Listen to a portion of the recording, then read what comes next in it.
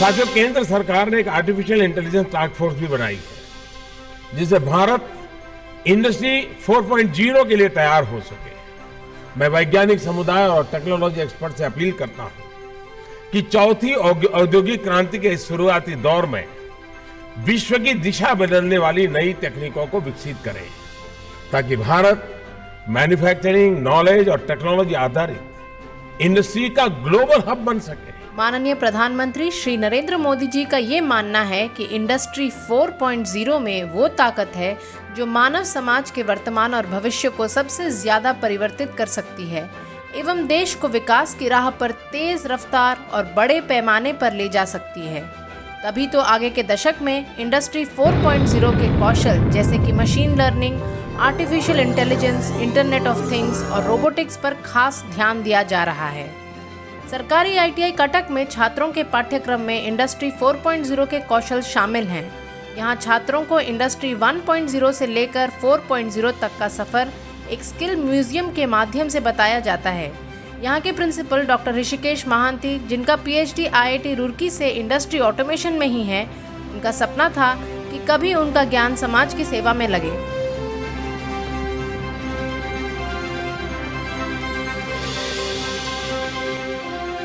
माननीय प्रधानमंत्री के कौशल भारत की परिकल्पना को वास्तविकता में बदलते हुए एवं कोरोना जनित महामारी की चुनौती को अपने सामर्थ्य प्रदर्शन का अवसर बनाकर सरकारी ITI कटक के कुछ वोकेशनल ट्रेनर्स ने सैक रोबोटिक्स की मदद से कोबोट नामक एक सेवा रोबोट बनाया है।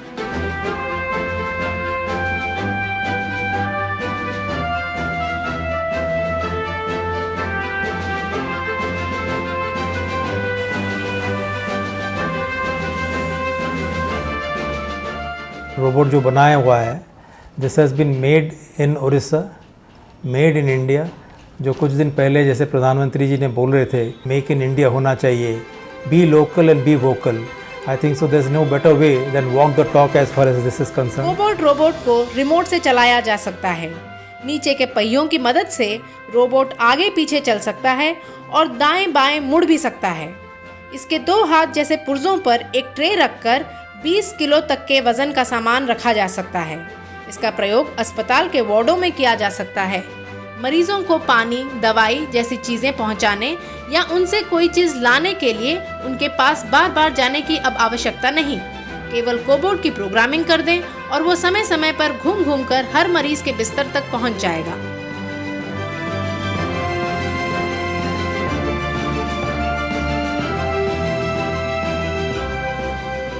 These robots have been installed and given to us in COVID hospital, which are providing a lot of help and decreasing our exposure time. We thank the SAC Robotics and government ITI Cuttack for taking this initiative. इससे स्वास्थ्य कर्मियों में virus के संक्रमण की संभावना कम होगी और अस्पतालों में कर्मचारियों की कमी भी महसूस न होगी। उड़ीसा के एक कोविड-19 hospital Kalinga institute of medical sciences में इसका प्रयोग किया जा रहा है।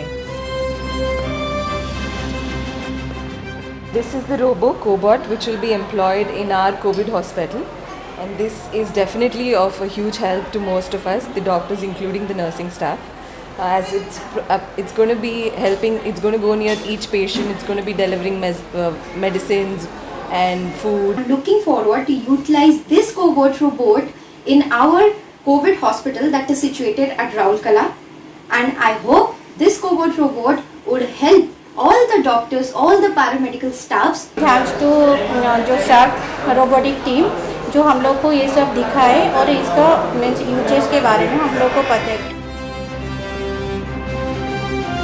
ये रोबोट केवल स्किल्ड इन उड़ीसा ब्रांड का नाम रोशन नहीं कर रहा, बल्कि ये स्किल इंडिया और मेक इन इंडिया जैसे प्रोग्राम का प्रतिनिधित्व भी करता है और दर्शाता है कि कैसे आपातकालीन स्थिति में टेक्नोलॉजी की मदद से समाज को फायदा पहुंचाया जा सकता है। इसकी मदद से व्यक्तिगत सुरक्षा के संसाधनों की मांग में कमी आ सकेगी।